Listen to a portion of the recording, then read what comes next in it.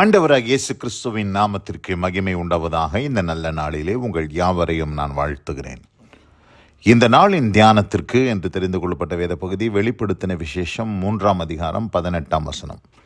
Revelation chapter 3 verse 18.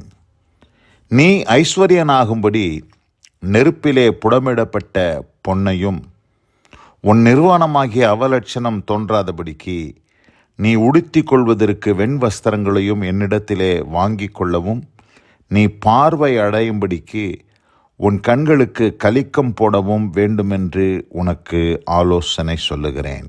ஆமென். பிரியமானவர்களே, நான் வாசிக்க கேட்டதான இந்த வார்த்தைகள் தேவனாகிய கர்த்தர் இங்கே யாரை பார்த்து ஆண்டவர் இதை சொல்லுகிறார் என்று சொன்னால், லவோதேக்கியா சபையை பார்த்து ஆண்டவர் இந்த வார்த்தைகளை சொல்லுகிறார்.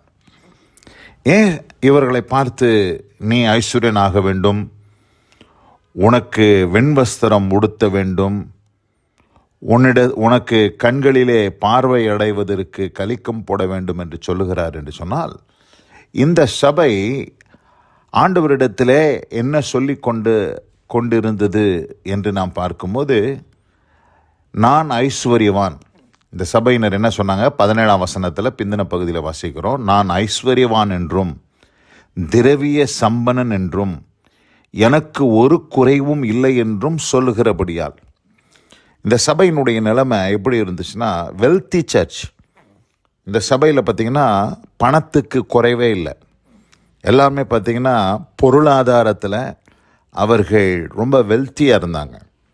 அதனால் அவங்க யோசிச்சுட்டு இருந்தாங்க, நமக்கு எந்த குறைவும் இல்லை, நமக்கு எந்த தேவையும் இல்லை, நம்ம வெல் டு டூ அப்படின்னு சொல்லி அவங்க யோசித்து கொண்டு இருந்தாங்க. ஆனால் இந்த சபையை பார்த்து ஆண்டவர் என்ன சொல்லுகிறார் என்றால், அனலும் இல்லாத குளிரும் இல்லாத சபை, வெதவெதப்பான சபை, லூக்வார்ம்னு சொல்கிறார். இந்த சபையை பார்க்கும்போது ஆண்டவர் சொல்லக்கூடிய காரியம் என்னென்னா, நான் உன்னை வாந்தி பண்ணி போடுவேன் என்று சொல்லக்கூடிய அளவுக்கு இந்த சபை ஒரு வெதுவெதுப்பான லூக்வார்ம் சர்ச்சாக இந்த சர்ச் இருக்கிறத நம்ம பார்க்குறோம். இந்த சபைக்கு தான் ஆண்டவர் என்ன சொல்கிறாரு, நீ எனக்கு ஒரு குறைவும் இல்லை, நான் ஐஸ்வர்யவான் என்று நீ சொல்லி கொண்டு இருக்கிற, ஆனால் உன்னுடைய ஆவிக்குரிய ஸ்டேட்டஸ், உன்னுடைய ஸ்பிரிச்சுவல் ஸ்டேட்டஸ் எப்படி இருக்குதுன்னா, நீ தரித்திரன், நீ நிர்பாக்கியம் உள்ளவன், பரிதபிக்கப்படத்தக்கவன், நிர்வாணியமாய் இருக்கிறாய், குருடனாய் இருக்கிறாய் என்று ஆண்டவர் இத்தனை காரியங்களை ஆண்டவர் இவர்களை பார்த்து சொல்கிறார். நிர்பாக்கியம் உள்ளவன், பரிதபிக்கப்படத்தக்கவன், தரித்திரன், குருடன், நிர்வாணி, இத்தனை காரியங்களை ஆண்டவர் இந்த சபையை பார்த்து சாடுகிறார். நீ இப்படிப்பட்ட நிலைமையில் இருக்கிற, உன்னுடைய ஸ்பிரிச்சுவல் ஸ்டேட்டஸ் இப்படி தான் இருக்குது அப்படி சொல்கிறார். சொல்லிட்டு தான் 18ஆம் வசனத்தில் என்ன சொல்கிறாரு, நீ ஐஸ்வர்யவனாகும்படி. இவங்க யோசிச்சுட்ருக்குறாங்க, நம்மக்கிட்ட பணம் இருக்குது, பொருள் இருக்குது, கோல்டு இருக்குது, நம்ம தான் ஐஸ்வர்யவான்கள் என்று சொல்லி இவங்க யோசிச்சுட்ருக்குறாங்க. ஆனால் அந்த ஐஸ்வர்யத்தை குறித்து ஆண்டவர் பேசவே இல்லை.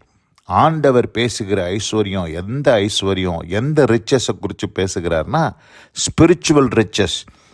அந்த ஸ்பிரிச்சுவல் ரிச்சஸ் வேணும்னு சொன்னால் முதல்ல ஒரு காரியத்தை நம்ம பார்ப்போம். இந்த ஒரு காரியத்தை மாத்திரம் இன்றைக்கி நம்ம தியானிப்போம். நீ ஐஸ்வர்யவன் ஆகும்படிக்கு நெருப்பிலே புடமிடப்பட்ட பொன், ரிஃபைன்டு கோல்டு, இந்த நெருப்பிலே புடமிடப்பட்ட பொன்னை என்னிடத்திலே வாங்கிக்கொள் என்று கர்த்தர் சொல்கிறார். பை இட் ஃப்ரம் மீ என்று சொல்கிறார். அப்போ பையிங்னா நம்ம விலை கெடுத்து வாங்கணும், கரையம் செலுத்தி வாங்கணும். ஆவிக்குரிய வாழ்க்கையில் ஆண்டவர் எல்லாத்தையும் இலவசமாக கொடுக்குறாரு. ஆனால் சில காரியங்களை நம்ம மிஸ் பண்ணிட்டோம்னா மறுபடியும் நம்ம அதை விலை கொடுத்து வாங்க வேண்டி இருக்குது, ஒரு கரையம் செலுத்தணும். You have to pay the price. அதனால தான் சொல்கிறார், பை இட் ஃப்ரம் மீ அப்படின்னு சொல்கிறார். அப்போது அந்த புடமிடப்பட்ட பொன் அப்படின்னா என்ன? அந்த பொன் வந்தால் தான் நான் ஐஸ்வர்யன் ஆகுவேன் என்று ஆண்டவர் சொல்கிறாரே.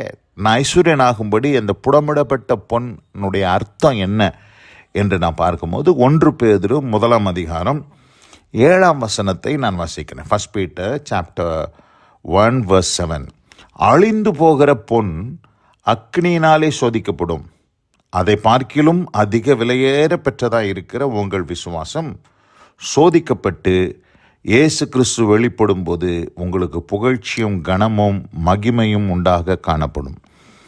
அப்போ இந்த புடமிடப்பட்ட பொன் என்று சொன்னால் எதை ஆண்டவர் மீன் பண்ணுறாரு அப்படின்னு சொன்னால், சோதிக்கப்பட்ட விசுவாசம். விசுவாசம் பாருங்கள், அழிஞ்சு போகிற பொன், கோல்டு. இந்த கோல்டை, இன்றைக்கி அழிந்து போகக்கூடிய இந்த கோல்டை எப்படி அதை ரிஃபைன் பண்ணுறாங்கன்னா, நெருப்பில் போட்டு அதை சுத்தம் பண்ணுறாங்க. சுத்தம் பண்ணி சுத்திகரித்து அதை புடமிடுகிறார்கள்.